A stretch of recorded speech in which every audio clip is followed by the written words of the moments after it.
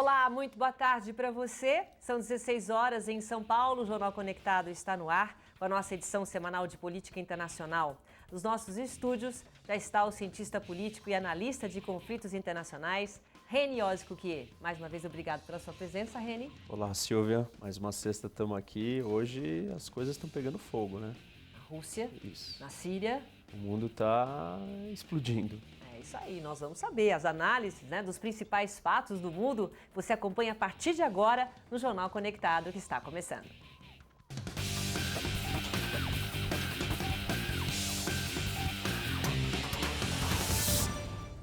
Nesta semana, o parlamento russo aprovou uma intervenção militar na Síria, que foi prontamente bombardeada. Nessas últimas 24 horas, já foram 18 ataques.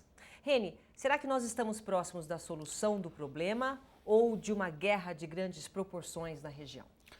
Na verdade, não estamos próximos da solução, Silvia. O problema vai ficar mais complicado. O fato de você ter um novo país entrando no conflito só vai fazer as coisas piorarem.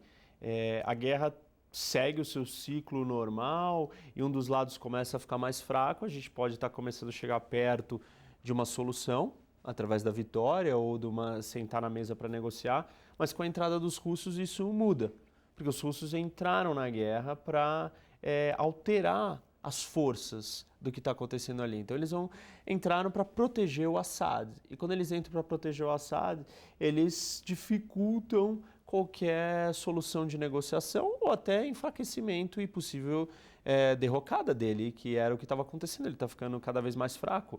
A entrada dos russos ela vai prolongar o conflito e possivelmente vai causar mais problemas até para a questão dos refugiados e outros tantas dificuldades que estão relacionadas com aquela guerra. Reni, a gente sabe que, em termos populares, na forma de falar, Vladimir Putin não dá ponto sem nó. Desde 2011 ele evita se meter nessa briga aí. E de repente agora ele entra com tudo, bombardeando, em menos de 24 horas, 18 bombardeios. Qual é o interesse maior de Putin nesse combate? É acabar com o Estado Islâmico? É proteger Assad? O que realmente está nos interesses russos? A gente tem que primeiro fazer uma distinção entre o que a Rússia diz que ela quer fazer e o que ela realmente quer fazer, entre a imagem que ela quer passar para o mundo e o que ela realmente quer alcançar. Então, ela está se comunicando e falando que ela quer acabar com o Estado Islâmico, que ela quer combater o terrorismo, só que não é bem isso que ela está fazendo. O que ela está fazendo é atacar os rebeldes. Até agora ela não atacou o Estado Islâmico, ela atacou os rebeldes. Os rebeldes, para quem não sabe, não são o Estado Islâmico, são aqueles da oposição da guerra na Síria que estão enfrentando o Assad, que é o presidente no poder. Então, os rebeldes não são um grupo terrorista. Existem alguns grupos radicais misturados com os rebeldes, mas eles não são o Estado Islâmico. E o argumento do Putin veio a público e falou na ONU e no mundo que ele tem que combater, temos que achar alguma solução para combater o extremismo do Estado Islâmico, não é o que acontece na realidade. Então o que o Putin quer? Algumas coisas. A primeira delas, mostrar para o mundo que a Rússia é relevante, que a Rússia é importante, que a Rússia está envolvida com as grandes questões do mundo, principalmente com essa crise da Síria. Dá para dizer que é o centro de gravidade do mundo hoje, dos problemas internacionais. Se ele conseguir pacificar a Síria, nossa, ele vai Sim, ser considerado um herói mundial. Exatamente. Então, ele mostra para o mundo que ele participa de tudo isso e que ele é ativo, que ele não espera. Enquanto o Ocidente está discutindo se deve ou não intervir na Síria, ele foi lá e já interviu. E já começou a criar uma coalizão paralela dele com o Irã, Iraque, e para proteger o Assad. Então, esse é o primeiro ponto. O segundo ponto é que o Putin quer defender o aliado dele, que é o Assad. E aí, então, mas quer manter o Assad no poder? Quer. Se possível, como sim. presidente? Se possível, sim. O objetivo máximo dele, ou o melhor dos cenários, é o Assad fica no poder, é o meu aliado, é uma das últimas bases que a Rússia tem fora das ex-repúblicas soviéticas, que são seus vizinhos imediatos. É uma base naval, os russos precisam de portos que não congelam, ele é um aliado, então é interessante para a Rússia manter ele vivo, ele de pé.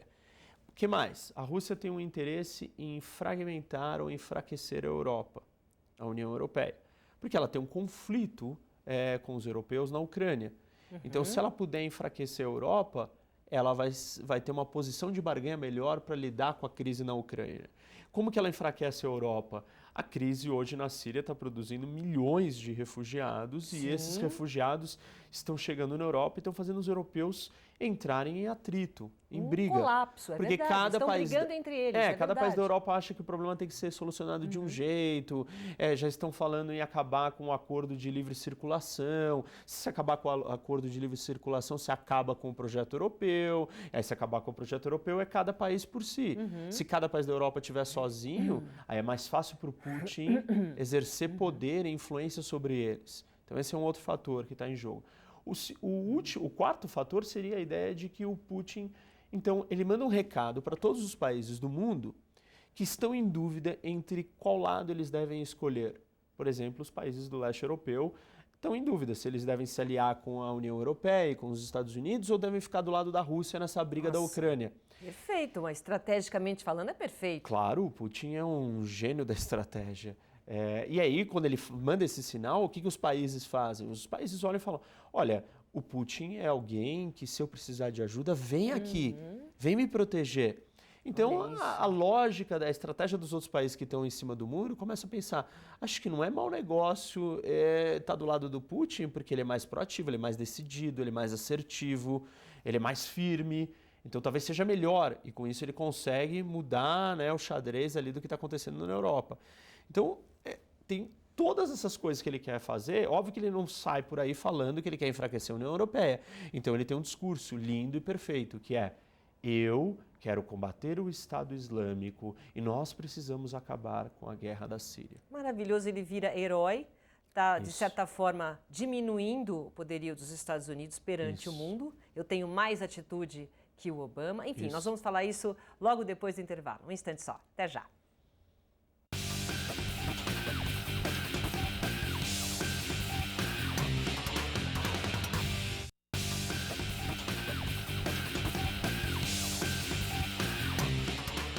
O Jornal Conectado está de volta com o analista de conflitos, cientista político René Oz-Cuquier, e o nosso assunto de hoje é o ataque, aliás, os ataques da Rússia na Síria.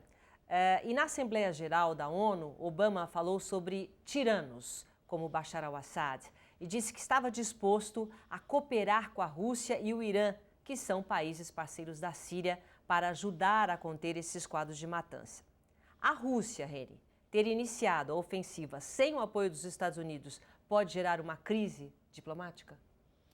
É aquilo que a gente terminou o primeiro bloco. Pode estar, na verdade já está gerando uma tensão maior entre Estados Unidos e Rússia, e isso vai repercutir em outras questões, outras negociações que estão em jogo, como por exemplo a da Ucrânia. Os Estados Unidos com certeza vão pressionar os europeus para manter as sanções contra a Rússia, uma vez que a Rússia se alia com o Irã para salvar o Assad.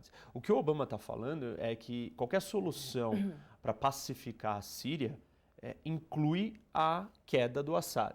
Ou o Assad precisa sair. Não tem negociação. Não tem acordo. Com o Assad lá, essa guerra não acaba. Não acaba, não tem paz, porque o Assad matou, né, morreram 250 mil pessoas desde que a guerra começou, 250 mil pessoas, e o país, e essa guerra sendo comandada por ele, na maior parte, ele usou armas químicas. Não tem como você ter um acordo onde o resto da população vai aceitar esse acordo, sendo que o Assad vai continuar ali. Então, já tem uma divergência. Então, não tem acordo, é uma divergência total entre o que os russos querem e o que os americanos querem. Só que não são só os russos e os americanos que têm a voz nessa discussão. Tem o Irã. O Irã quer que o Assad fique. A Arábia Saudita e a Turquia querem que o Assad saia.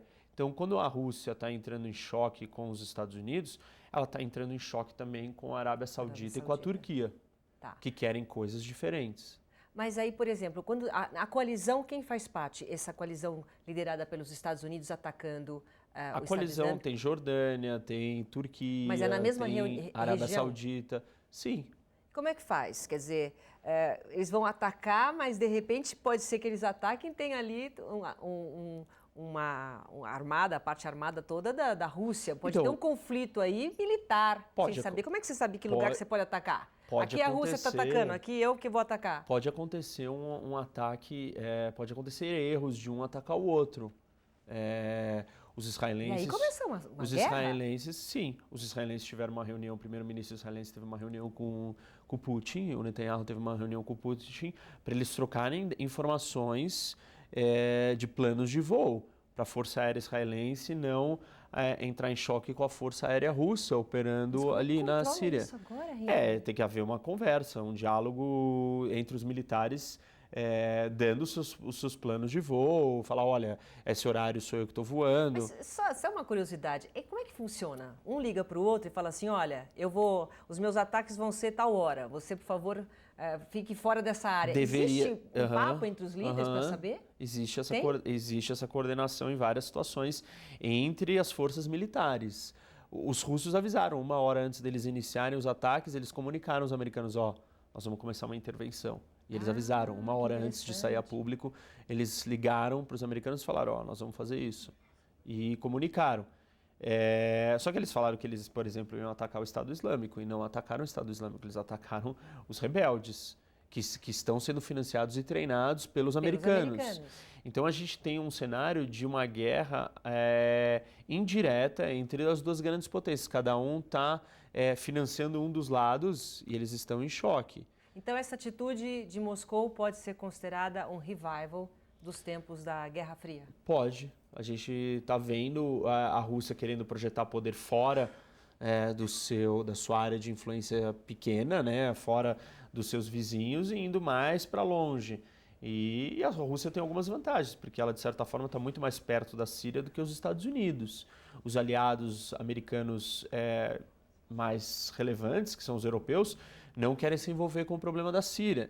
Então, os Estados Unidos está meio sozinho, ele tem os países do Golfo com ele e a Turquia, mas você cria um novo atrito, uma nova tensão, porque você traz a Rússia de volta para o Oriente Médio. Então, você tem mais uma grande potência tentando ditar, influenciar os caminhos do que vai acontecer. A Síria já é um microcosmos de todos os problemas que existem no Oriente Médio. Por que você está Porque ela falando isso? representa as divisões religiosas, sectárias, tribais, que existem em grande escala no Oriente Médio.